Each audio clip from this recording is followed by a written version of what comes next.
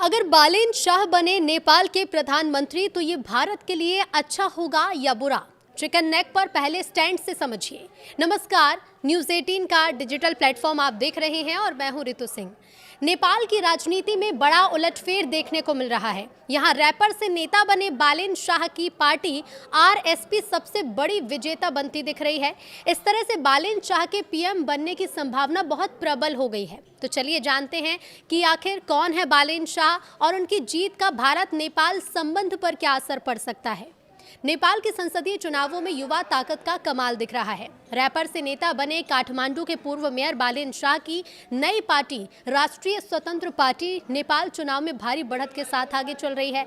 चुनाव आयोग के आंकड़े के मुताबिक अब तक हुई वोट की गिनती में आरएसपी ने 6 सीटें जीती और कई सीटों पर वो आगे रही। और ऐसे में 35 वर्षीय बालेन शाह नेपाल के अगले प्रधानमंत्री बनने के सबसे प्रबल दावेदार बन गए हैं। तो नेपाल में पिछले साल हुए जेनजी आंदोलन के बाद वहां हो रहे ये पहले आम चुनाव हैं। इन विरोध प्रदर्शन के चलते तत्कालीन प्रधानमंत्री केपी शर्मा ओली को इस्तीफा देना पड़ा था और संसद भंग कर दी गई थी। उसके बाद 165 संसदीय सीटों के लिए गुरुवार को वोटिंग हुई, जिसमें बालेन शाह और आरएसपी और केपी शर्मा ओली की सीपीएम यूएमएल समेत 67 राजनीतिक दलों के उम्मीदवार मैदान में उतरे। बालेन शाह की पार्टी काफ़ी मजबूती के साथ उभरती हुई नजर आई, तो वहीं ओली की सीपीएन भी कई सीटों पर लीड करती दिखी। नेपाली कांग्रेस का प्रदर्शन कुछ बहुत अच्छा दिखाई नहीं दिया। बालेन शाह खुद झापा 5 सीट से पूर्व प्रधानमंत्री केपी शर्मा ओली को भारी अंतर से पीछे छोड़ते दिखे और ऐसे में बालेन शाह का जो वोट प्रतिशत था वो काफ़ी अच्छा बढ़ता हुआ दिखाई दिया। लेकिन ऐसे में बालेन शाह अगर प्रधानमंत्री बनते हैं नेपाल के, तो भारत और नेपाल के संबंध पर इसका क्या असर पड़ेगा? भारत के लिए बालेन शाह का नेपाल का प्रधानमंत्री बनना क्या फायदेमंद साबित होगा या फिर ये बुरा होगा? तो देखिए, बालेन शाह का इंडिया कनेक्शन क्या है वो सबसे पहले आप जान लीजिए। 35 वर्षीय बालेन शाह पेशे से सिविल इंजीनियर हैं, जिन्होंने कर्नाटक के विश्वेश्वरैया टेक्नोलॉजिकल यूनिवर्सिटी से मास्टर्स किया है। 2022 में स्वतंत्र उम्मीदवार के रूप में काठमांडू के मेयर बने और युवाओं के बीच एक आइकन बनकर उभरे। उन्होंने 2022 में ही आरएसपी का गठन किया, लेकिन जेनजी आंदोलन के बाद ये पार्टी युवा असंतोष का चेहरा बन गई। पार्टी का focus anti corruption, infrastructure development और बैलेंस्ड फॉरेन पॉलिसी पर है। तो भारत के लिए इसका क्या मतलब है? तो बालेन शाह के कुछ पुराने बयानों ने भारत को चिंता में डाला था। 2023 में उन्होंने बॉलीवुड फिल्म में सीता को भारत की बेटी कहने पर भारतीय फिल्मों पर बैन की मांग की थी, क्योंकि नेपाली परंपरा में सीता का जन्म नेपाल या नेपाल बिहार बॉर्डर पर माना जाता है। उसी साल उन्होंने अपने ऑफिस में ग्रेटर नेपाल का एक मैप लगाया था, जिसमें कुछ भारतीय क्षेत्र शामिल थे और इसे भारत की संसद में अखंड भारत म्यूरल का जवाब बताया। चीन से दूरी का संकेत भी है।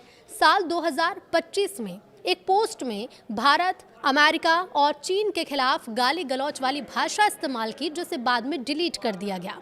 लेकिन हाल ही के महीनों में उनके रुख में कुछ बदलाव दिखा है। आरएसपी के मैनिफेस्टो से चीन की बीआरआर से जुड़े दमक इंडस्ट्रियल पार्क प्रोजेक्ट को हटा दिया गया, जो ओली के गढ़ झापा 5 में था। ये भारत के लिए राहत की बात है, खास तौर पर सिलीगुड़ी कॉरिडोर की सुरक्षा के लिहाज से। आरएसपी बैलेंस्ड विदेश नीति पर जोर दे रही है। अब भारत नेपाल संबंधों पर क्या असर पड़ सकता है? तो देखिए, आरएसपी के घोषणा पत्र में संतुलित विदेश नीति की बात कही गई है। माना यह जा रहा है कि अगर बालेन शाह सत्ता में आते हैं तो वो आर्थिक सहयोग, बुनियादी ढांचा विकास और भ्रष्टाचार विरोधी सुधारों पर जोर दे सकते हैं। हालांकि एक्सपर्ट्स ये मानते हैं कि शासन का सीमित अनुभव होने के कारण उनकी विदेश नीति कभी कभी अप्रत्याशित भी हो सकती है। बालेन शाह के बारे में और डिटेल में आपको बताते हैं। तो देखिए, बालेन शाह का जन्म 27 अप्रैल 1990 को हुआ। वो पहले नेपाल के अंडरग्राउंड हिप हॉप सीन के बड़े नाम थे। 2013 में उन्होंने रॉ बर्ड्स नाम से एक रैप बैटल प्लेटफॉर्म शुरू किया और अपने गानों में उन्होंने भ्रष्टाचार, असमानता जैसे मुद्दों पर काफ़ी तीखी बातें की। बालेन शाह ने 2022 में निर्दलीय उम्मीदवार के रूप में काठमांडू मेयर चुनाव जीता और 61,000 प्लस वोट से बड़ी पार्टियों को भी हराया। उन्होंने कचरा प्रबंधन, सड़क सुधार और भ्रष्टाचार विरोधी कदम से काफ़ी सुर्खियां बटोरी हैं। बालिन ने कर्नाटक के विश्वेश्वरैया टेक्नोलॉजिकल यूनिवर्सिटी यानी VTU से स्ट्रक्चरल इंजीनियरिंग में मास्टर्स किया है। वो सिविल इंजीनियर हैं और 2015 के भूकंप में रेस्क्यू रिलीफ वर्क में भी काफ़ी सक्रिय थे, जिससे उनकी सोशल वर्कर इमेज भी बनी है।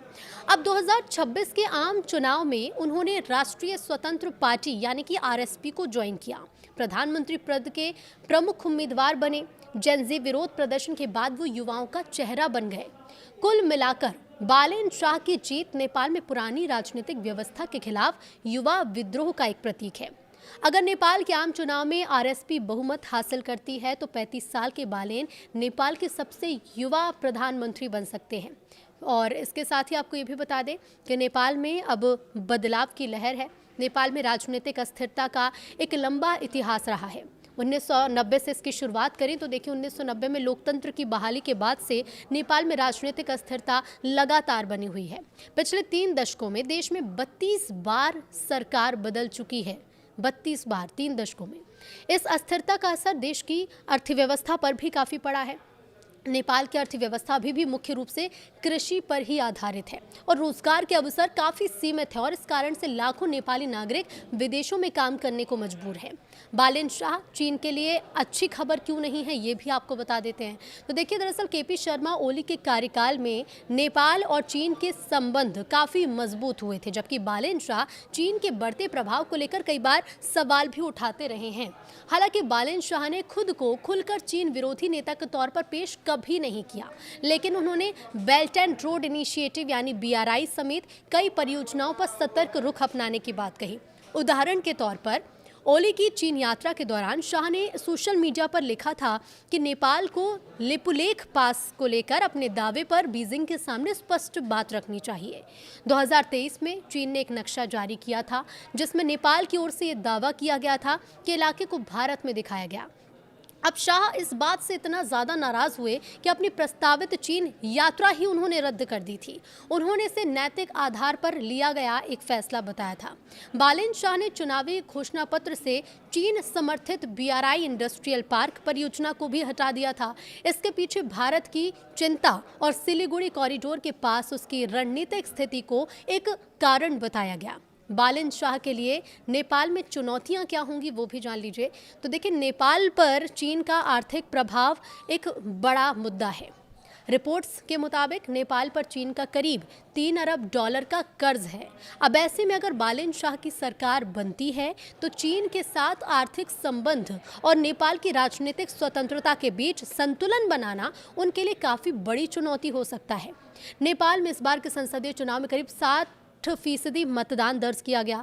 यह चुनाव उस बड़े राजनीतिक उथल पुथल के बाद हो रहा है जिसने पिछले साल ओली सरकार को ही गिरा दिया था।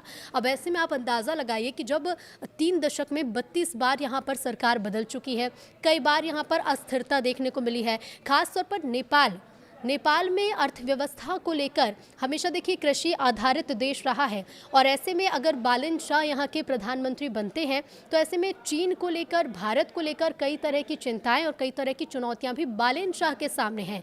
अब पिछले साल क्योंकि ओली सरकार को यहाँ पर गिरा दिया गया, काफ़ी राजनीतिक उथल पुथल देखने को मिली है। इस बार जो मतदान का प्रतिशत है वो करीब 60% रहा है।